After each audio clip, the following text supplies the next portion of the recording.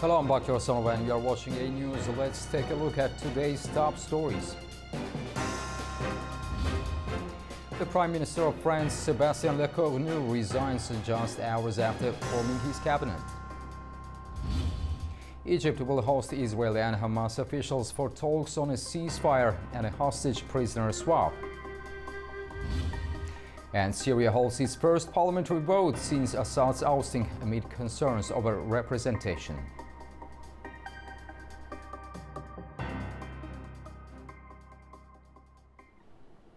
France's new Prime Minister Sébastien Lecornu resigned on Monday, only hours after naming his cabinet. His resignation came amid strong opposition to austerity measures and political divisions. Earlier in the day, Lecornu handed over the defense ministry to Bruno Le Maire as part of a government reshuffle. After weeks of talks, the new cabinet had been set to meet for the first time on Monday afternoon. But the lineup angered both allies and opponents, who criticized it as either too right-wing or not enough. French stocks and the euro fell sharply following the news. The AnewZ confirmed that President Emmanuel Macron accepted Lecornu's resignation, making him the fifth prime minister in 2 years. Addressing the media following his resignation, Lecornu said that being prime minister is a difficult task and that during the 3 weeks of negotiating on budget and other pressing issues, the political parties acted as if they all had the absolute majority in the National Assembly. Being prime minister is a difficult task. Probably a little more difficult at the moment, but one cannot be a prime minister when the conditions are not met. For 3 weeks, however, I have tried to build the conditions under which we could adopt a budget for France, for the state, but also for social security, and respond to some important emergencies that cannot wait until 2027 and the presidential election. The Czech Republic faces a complex political moment following a major election win by populist leader Andrej Babiš to be the next prime minister. President Petr Pavel now holds the key to shaping the next government, and he has made it clear what values must guide that decision. The Czech Republic President Petr Pavel said on Sunday that the country's next prime minister must support NATO, the European Union and democratic institutions. His statement comes after right-wing populist Andrej Babiš and his ANO movement won a clear lead in the Czech parliamentary elections at the weekend. Speaking at Prague Castle, Pavel said it's too early to decide who will form the next government, but stressed that any candidate must keep Czechia on a pro-Western path. He said he would not appoint ministers who support leaving NATO or the EU. Pavel added that his priorities also include protecting public institutions such as independent courts, public service media, universities and security services. These, he said, are key elements of a healthy democracy and will guide his talks with party leaders. Babiš's ANO won 35% of the vote, the highest ever for a single party in Czech elections, while the current governing coalition Spolu gained 23%. But ANO didn't win enough seats for a majority, and mainstream parties have ruled out joining Babiš in government. The president plays a crucial role in post-election talks.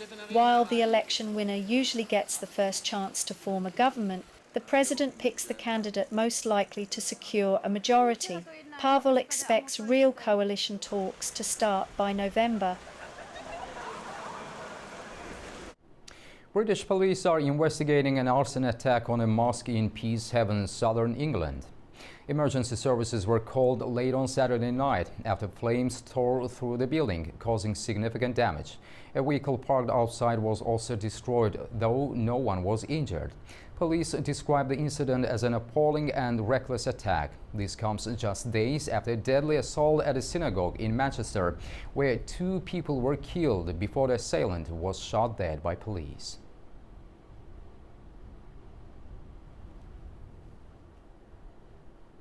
Now, overnight Russian strikes on Ukraine killed 5 people and damaged energy facilities, leaving tens of thousands without power and prompting Poland to bolster its ground defenses. Lviv suffered its largest attack of the war, where an entire family of 4 was killed, officials said. Ukraine's Air Force reported 496 drones and 53 missiles launched, with most being intercepted. President Volodymyr Zelensky said the strikes deliberately targeted civilian and energy facilities. Meanwhile, Ukrainian overnight shelling hit Russia's Belgorod region, damaging power lines and leaving about 5,400 people without electricity, according to the regional governor.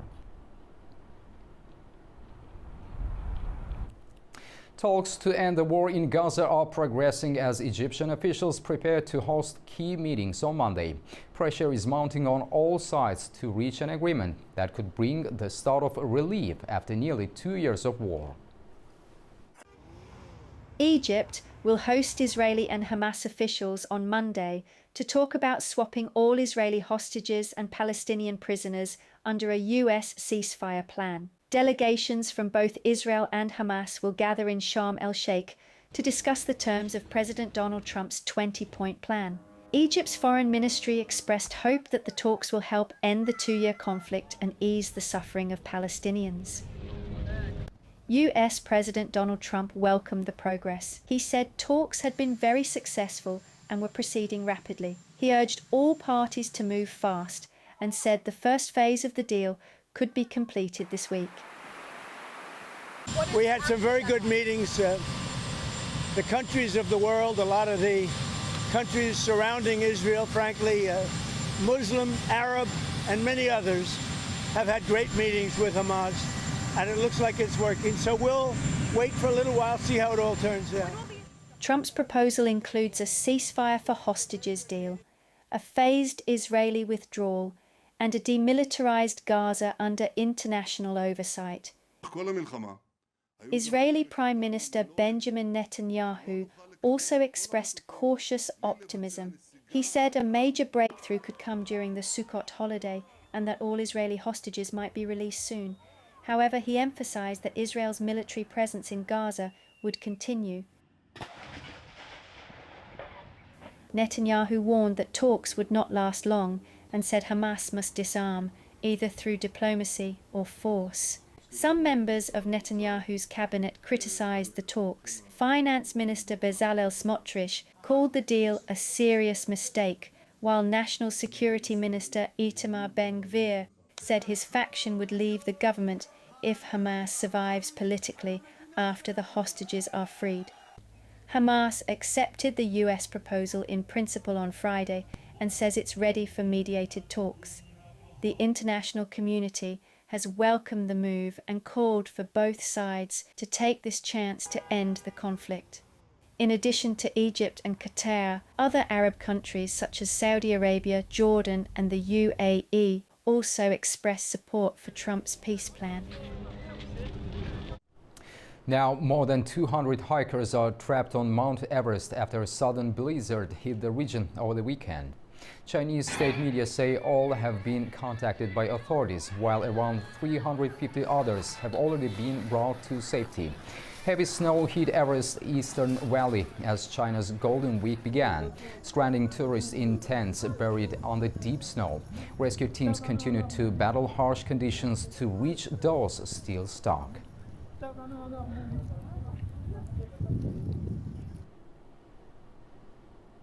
The 2025 Nobel Prize in Physiology or Medicine has been awarded jointly to Mary Brunkow, Fred Ramsdell and Simone Sakaguchi for their groundbreaking discoveries on peripheral immune tolerance, a key mechanism that prevents the immune system from attacking the body's own tissues. The announcement was made today by the Nobel Assembly at the Karolinska Institute in Stockholm. Established in 1895 under the will of Alfred Nobel, the prize honors discoveries that have significantly advanced our understanding of life and health. U.S. President Donald Trump joined sailors in Virginia for a major celebration of the Navy's 250th anniversary, featuring live fire drills and flight demonstrations. During his speech, he highlighted recent Navy strikes on drug cartel vessels and warned traffickers are now shifting to land routes. It comes as Venezuelan President Nicolas Maduro says he's ready to face any scenario after 4 more people were killed at the weekend in strikes. The US Navy celebrated its 250th anniversary on Sunday, with President Donald Trump attending the Titans of the Sea, a salute to the fleet event in Norfolk. The ceremony took place aboard the USS George H.W. Bush, with First Lady Melania Trump joining him on deck. The Trumps observed a live military demonstration at sea. Navy destroyers fired missiles, SEALs descended from helicopters, and fighter jets were launched from the carrier. In his speech, Trump praised the Navy's long history, calling it a story of loyalty, sacrifice, and commitment. Trump also spoke about US efforts to fight drug cartels. He said Navy forces had struck another vessel near Venezuela Saturday night, allegedly carrying illegal drugs, and on Friday, killing 4 people. Every one of those boats is responsible for the death of 25,000 American people and the destruction of families. So when you think of it that way, what we're doing is actually an act of kindness. But we did another one last night. Now we just can't find any. You know, it's the old story. We're so good at it that there are no boats. In fact, even fishing boats, nobody wants to go into the water anymore. Sorry to tell you that. The President's comments followed earlier news from Defence Secretary Pete Hegseth about recent military actions targeting drug shipments. However, Venezuelan President Nicolas Maduro published a video message on Telegram shortly after Trump's announcement in which he blasted US aggression against Venezuela and said the country counted with diplomatic support. Foreign Minister Ivan Gil said earlier on Sunday that his Russian counterpart Sergei Lavrov gave a full expression of support and solidarity to Caracas in a phone call between the two.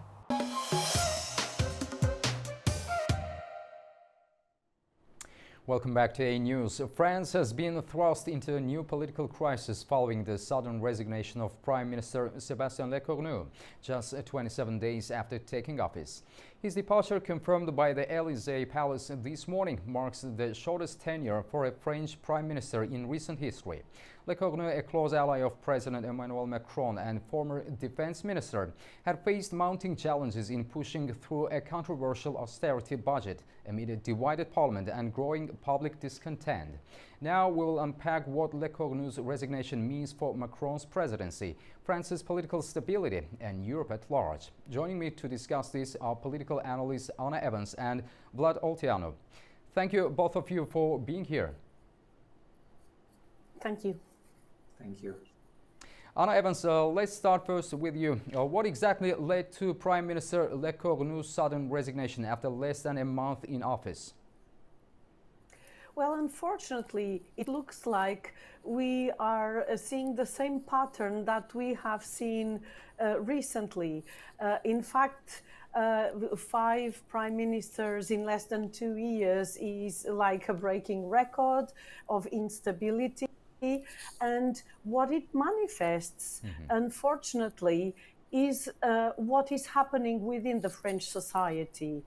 There are many cleavages within the French society, and there are many accusations, if we can put it this way, of stinging inequality and of, tentative budgets that do major social cuts that are needed, of services that are so needed for the poorest segments of the population, whereas the wealthiest segments are not hurt by those cuts in the same way. So unfortunately, the fragmented parliament also manifests a fragmented society with very dramatic problems that are not being resolved and not certainly in this political panorama since the latest elections 1 year ago, which produced a lot of fragmentation. Vlad, what do you think? Was this resignation expected in political circles, or did it catch even Macron's allies by surprise? No, I think it is rather a surprise in the way that the events unfolded extremely negatively for Sébastien Lecornu since yesterday evening until today.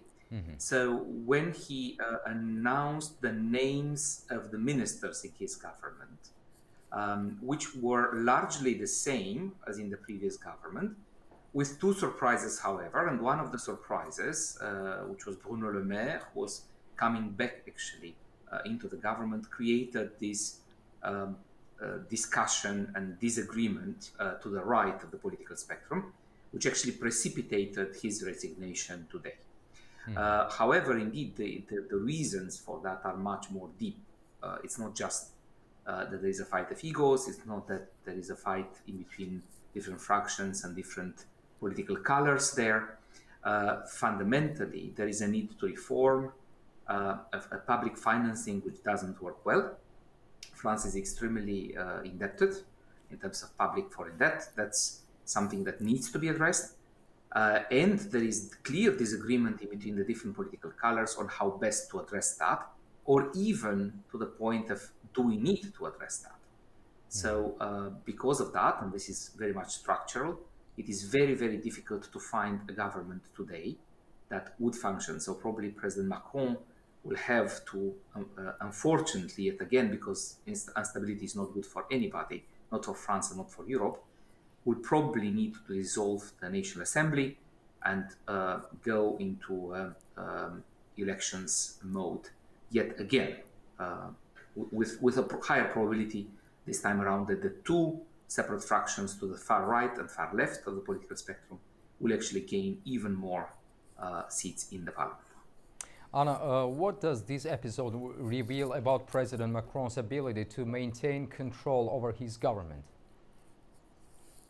Well, Bakhtiar, I think this is not very good news for President Macron and for France and for all Europe, because unfortunately the contagion effect is quite high. Even Portugal, for example, is quite exposed to what is happening in France. The stock markets are already showing these effects. And, you know, it seems very clear at this point that President Macron is very much into foreign politics, foreign policy, but at home he has not been able to gather a social consensus which is expressed via party politics. And so it is a highly divided society with very cutting cleavage problems, you know, within the society. And as Vlad just said, you know, there are so many arguments about whether and how to deal with public debt and external debt as well. It is a very, very difficult conundrum for President Macron. In all honesty, if we look at what has happened over the past year and a half, it seems that President Macron is really not navigating the ship and at a great risk for the economy and for the political future of the country. Because I really agree with Vlad that probably there will be new elections, but those elections will mean a strengthening of more extreme parties and a strengthening of the social cleavages that these parties represent. And so France, unfortunately, is mirroring what we are seeing in so many countries in Europe, in the European Union, where social problems are emerging in a turbulent and often violent way. And so it is unfortunately a pattern that is not only typical of France, it is typical of the inability of political parties in Europe, especially those that were considered the status quo parties, to express the true needs of society and to address those needs, especially in a context where the middle class is losing capacity, poverty is rising, and the great concerns of inequality are present across many countries in Europe, not to mention other social issues, of course, that are part of the extreme narratives, such as migration and other social problems. So I think France is in, unfortunately, a very great dilemma, and President Macron is having a lot of trouble in navigating this dilemma. Vlad, what do you think? How are opposition parties, especially the far left and far right, responding to this latest crisis? Well, they are responding actually in a very traditional way for those far right and left. The far left is basically asking for a motion of destitution of the president, of President Macron, to be debated as fast as possible. For many, many reasons, such a motion has very little chance, if at all, to succeed. It's a very, very procedural motion, and it needs much more support than it currently has.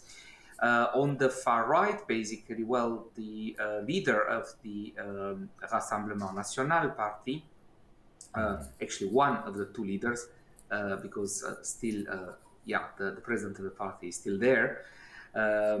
So Mr. Bardella has actually asked for of course, for elections. So basically for what we call in France dissolution. So basically elections, anticipated elections, which is largely expected to be the case. And it's probable that in this particular environment, the Rassemblement National will get a better score than it used to get last time around, for many reasons. And one of the main reasons that this time it's a bit different since a year ago, if we compare, is that there is a lot of skirmish in between the parties, the central parties, and the right, the traditional right.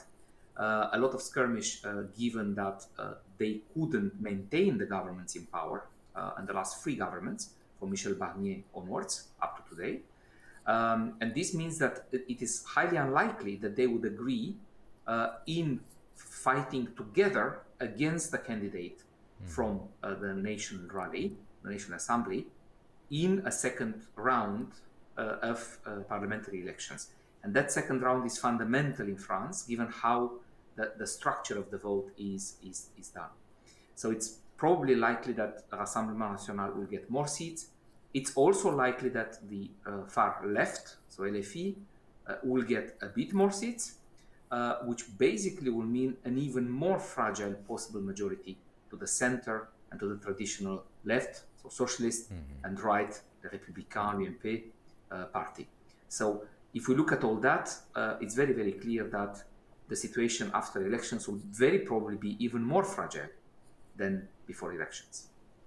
Anna, what about you? What do you think? Are there any leading names being discussed as potential replacements for Lecornu?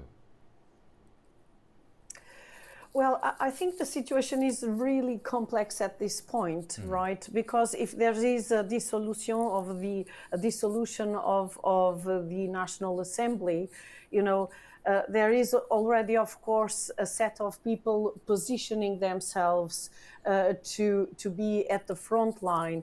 Now, my great concern goes, in line with what Vlad just said. What kinds of consensus and coalitions will there be possible in such a fragmented political system?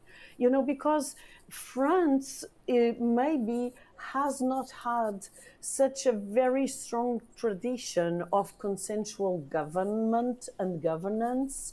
And so what we are seeing now is that it is really hard to form coalitions that can agree on a basic set of choices, of political choices that are critical for society. And so if what we expect happens, if President Macron dissolves the National Assembly, I really have a lot of trouble at this point analyzing how it will be possible to arrange coalitions that will allow for the country to be governed in a stable way, because that has not been happening for a long time in France, this kind of coalition making.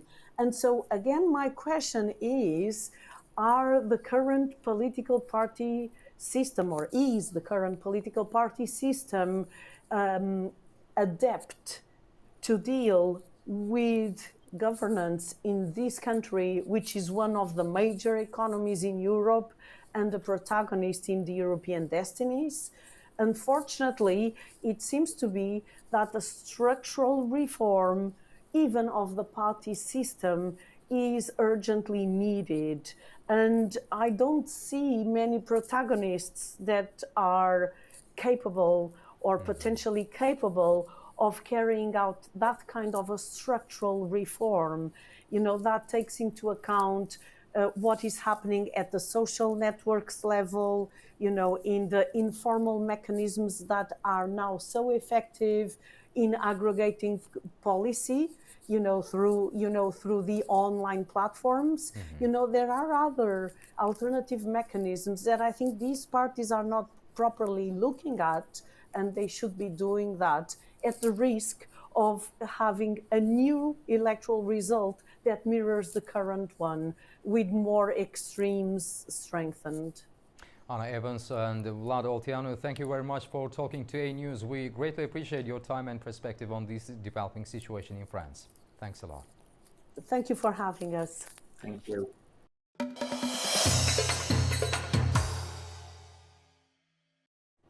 Welcome back to AnewZ. Now let's take a closer look at the key stories shaping the region.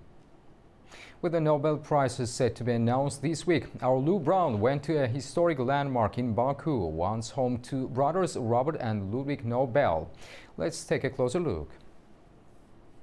It's the week where all eyes and ears are on the news coming out of Stockholm and the Nobel Prizes, with particular attention to be paid to the Nobel Peace Prize and whether Donald Trump could really be in contention. Now, you might be asking yourself, where am I? Because I'm not in Stockholm. I'm in fact in Baku, Azerbaijan, outside Villa Petrolia. Now, what is Villa Petrolia? It is the former residence of Robert and Ludwig Nobel, who once lived here in the late 1800s and built a vast oil empire. It is now a museum, home to many artifacts. But what's significant to this is it helped fund the Nobel Prizes we now know today. To tell you more, I'm going to head over to my colleague, Nachchak Jahingirli. The year is 1873. Robert Nobel is searching for wood to make rifle stocks. His journey takes him through the Caucasus and along the shores of the Caspian Sea. Little does he know that in this city he will discover a far more powerful treasure, one that will eclipse even Nobel's weapons business: oil. In 19th century Baku, Robert stood mesmerized as fountains of black gold burst from the parched earth. Where desert caravans once steadily traced ancient path, came the roar of oil. He bought a small refinery with his brothers Ludwig and Alfred. Robert built one of the world's first oil empires, Grenoble. The impact was massive. By the early 1900s, Baku was producing half the world's oil, and Nobels were at the center of it. They didn't just extract oil, they revolutionized the industry, building the first pipelines, oil tankers, and storage systems. The Nobels transformed Baku into a vast oil basin, a hub that was supplying markets in Europe, Asia, and beyond. The The Nobel Prize, one of the world's most prestigious honors, has deep and unusual roots in Azerbaijan's oil industry. When the Nobel Prizes were established in 1901, around 20% of the prize money came from the Alfred Nobel's shares in an oil company, located not in his native Sweden, but in Baku. Explosives made Alfred rich, but nearly a third of the Nobel fortune didn't come from dynamite, but from oil. Towards the end of his life, he chose to dedicate his fortune to awarding those who, in his words, conferred the greatest benefit to humankind. In Baku, the Nobels built an entire industrial colony, Villa Petrolia, staffed by engineers from Sweden, Finland, Norway and Germany.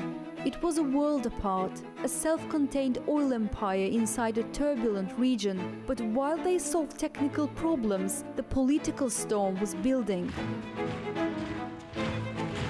The Bolshevik Revolution hit like an earthquake. Ethnic unrest, violence and chaos swept through the region. The oil empire began to collapse. When 4 Swedish employees were killed, the families fled the region entirely. The Nobels lost everything in Russia, but Alfred's legacy lived on. Dry and dusty, that's how Alfred Nobel described Baku in his letters. For years, this part of Baku was called Black City. The air was thick with oil and the sky dark with smoke. And yet, after the revolution, this history nearly disappeared from memory, erased in both Azerbaijan and Scandinavia. But liquid fire can't be extinguished. Nobels helped turn oil into a force that over a century later still fuels science, literature, and peace. President Ilham Aliyev met with the Secretary General of the Organization of Turkic States, Kubanishbak Ömer Aliyev, in Gabala on Monday. Ömer Aliyev thanked President Aliyev for Azerbaijan's support in strengthening cooperation among member and observer countries and for helping raise the organization's international profile. The meeting noted that the upcoming 12th summit of the heads of state of the Organization of Turkic States, to be held in Gabala, will focus on key issues on the organization's agenda. President Aliyev said he was confident the summit would help deepen friendship, solidarity and partnership across the Turkic world. Both sides also discussed future cooperation between Azerbaijan and the organization.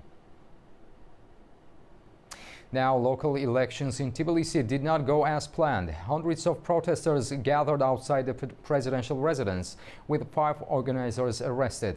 The government called the events an attempted coup, while the opposition urged peaceful demonstrations to continue. Our Nini Nikolashvili reports from the Georgian capital. The October 4 local elections, meant to be a routine event, instead ended with hundreds confronting police at the presidential residence and 5 high-profile organizers arrested. A dramatic and for many deeply deflating climax to months of heated rhetoric and a threatened revolution that never materialized. Protesters gathered on Rustaveli Avenue and Freedom Square and later marched toward the Orbeliani presidential palace. Some breached the courtyard barrier and tried to force entry, at which point riot police used water cannon and pepper spray to push them back. Several demonstrators and officers were injured and 5 organizers, including cultural figure Ata Bultoadze and activists Murtaz Zodelava and Irakli Nadiradze, were detained and face charges tied to calls for a violent overthrow. Prime Minister Irakli Qobakhidze called the events an attempted overthrow, said that the incidents will strengthen a lawsuit to declare the National Movement Party unconstitutional, and accused foreign actors, naming EU officials, of meddling. He warned of strict prosecutions. President Mikhail Avalashvili also condemned the unrest, saying that forces organized by foreign special services had called on citizens to overthrow the government, adding that such actions will not be tolerated. Meanwhile, opposition figures warned that internal divisions risked handing victory to the ruling Georgian Dream Party, with former President Salome Zurabishvili urging peaceful protests to continue. EU spokespeople had earlier expressed solidarity with demonstrators, remarks that government said fund tensions. It is unclear how the events will unfold in the coming days and hours, but one thing is certain, situation remains difficult to predict. Nini Nikolaishvili, Tbilisi, AnewZ. Iran's Foreign Minister Abbas Araghchi said that the Cairo agreement with the International Atomic Energy Agency is no longer valid following the UN snapback sanctions. He said the new circumstances have complicated negotiations and reduced Europe's role. Araghchi added that attacks on Iranian nuclear facilities and other security threats made the Cairo deal insufficient. Tehran has now signed a new technical cooperation framework with the International Atomic Energy Agency. Now, Iran has approved a major change to its currency system, aiming to remove 4 zeros from the rial after years of high inflation. But while officials see it as a step toward simplifying transactions, many citizens remain unconvinced about its real impact. Iran's parliament has approved a plan to remove 4 zeros from the national currency to simplify transactions after years of high inflation. Inflation above 35% has weakened the rial to around 1,150,000 to the dollar, making everyday transactions complicated. The approval was announced by state media on Sunday after lawmakers resolved objections from the Guardian Council to pass a long-debated bill. Head of Parliament's Economic Commission, Shamsuddin Hossain, said the currency will remain the rial and the changes will not happen overnight. He added that the central bank has up to 2 years to prepare for the reform, followed by a 3-year transition period when both old and new denominations will circulate. However, Iranians expressed their concerns and doubts over the impact of the measure. Removing any number of zeros will not have any effect on the country's inflation. The root of inflation is elsewhere. What is bothering our people now is inflation, not a few zeros. It would cost a lot of money to reprint the notes. How many years would it take? 2 years? 4 years? 10 years?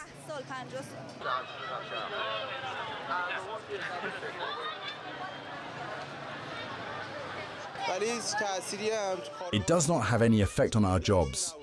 Whether it happens or not, it has been a few years since we removed these zeros ourselves.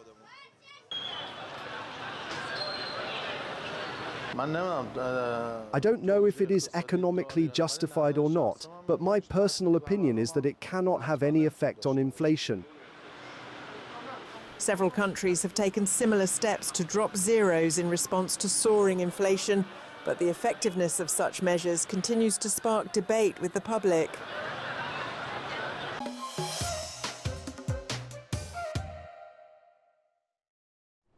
Welcome back to AnewZ. 3 years ago, today on October 6, 2022, Armenia and Azerbaijan took a major step toward peace in Prague. On the sidelines of the first European Political Community Summit, the leaders of both countries, joined by France and Turkey, and mediated by European Council President Charles Michel and French President Emmanuel Macron, reached a breakthrough agreement recognizing each other's territorial integrity. The meeting marked a turning point in efforts to normalize relations and end decades of conflict in the South Caucasus. To discuss the significance of this milestone and where the peace process stands today, we're joined from Baku by Shujait Ahmadzadeh, an independent researcher and analyst of regional affairs.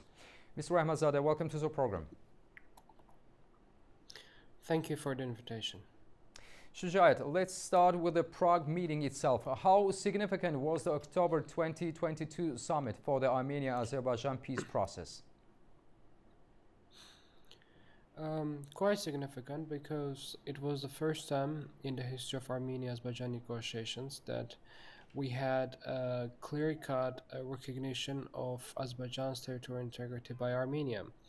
In fact, it was done in the past through indirect ways, such as the 1992 nations, 1991 September Zheleznovolsk communique, but it was the first time after the First Karabakh War that Armenia officially recognized Azerbaijan's territorial integrity, meaning that for Armenia, Azerbaijan existed in its full territorial form and shape, which of course Azerbaijan recognized Armenia's territorial integrity as well. But again, that was not a matter of concern that much because for more than 30 years, the conflict was happening inside of Azerbaijani territory.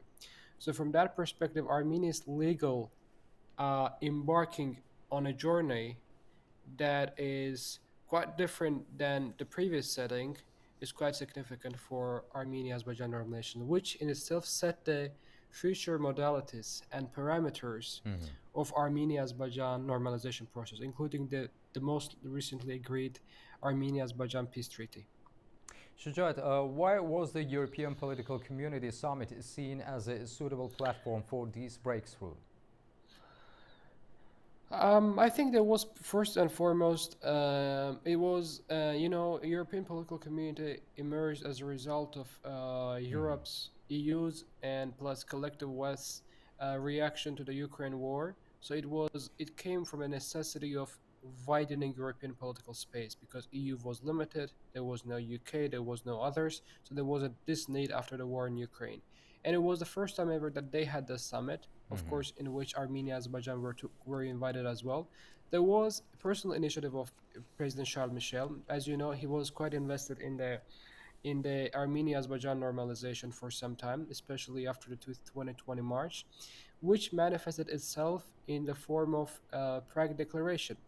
Again, that was one of the important issues that were being discussed at that time under Charles Michel's mediation, as in whether Armenia and Azerbaijan have to sign peace agreement or not. For some time, Armenia was resisting.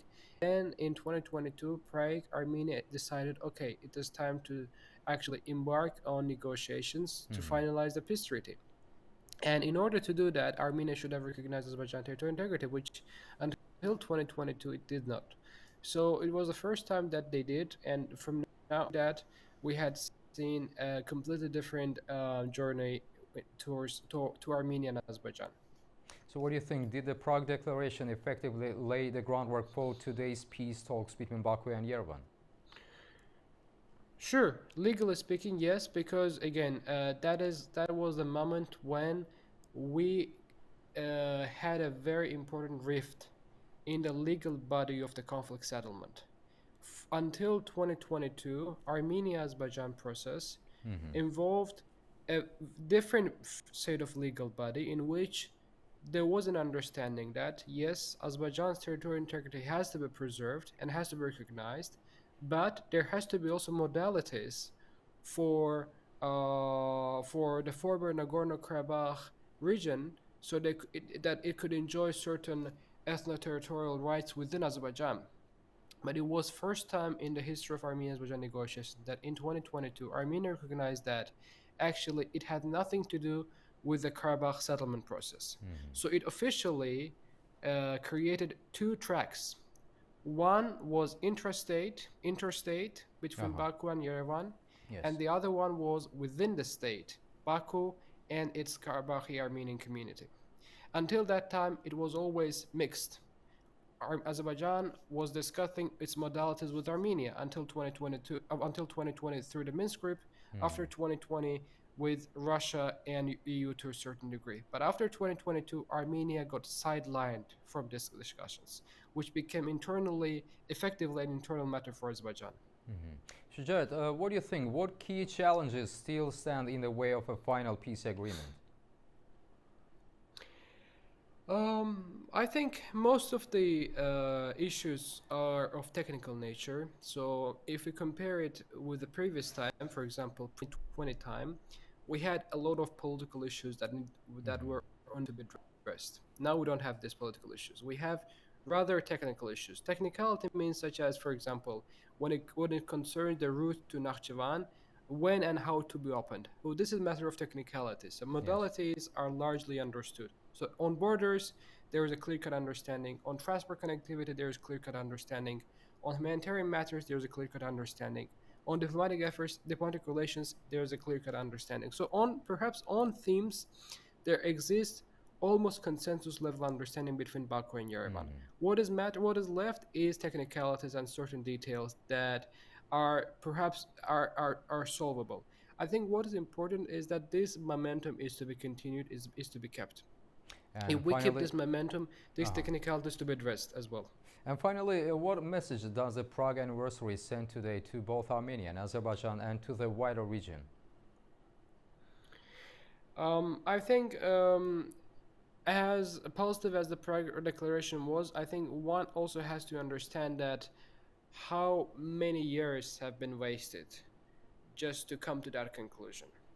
I mean, Armenia's recognition of Azerbaijan territorial integrity took a lot of wars and escalations, as well as a lot of years and diplomatic efforts. So things could have been quite different if that recognition would have come earlier. Shujat Ahmedzadeh, thank you very much for talking to AnewZ. We greatly appreciate your time and perspective. Thanks a lot. Thank you. That's all we have for now. Thank you for joining us and stay tuned to AnewZ for more updates.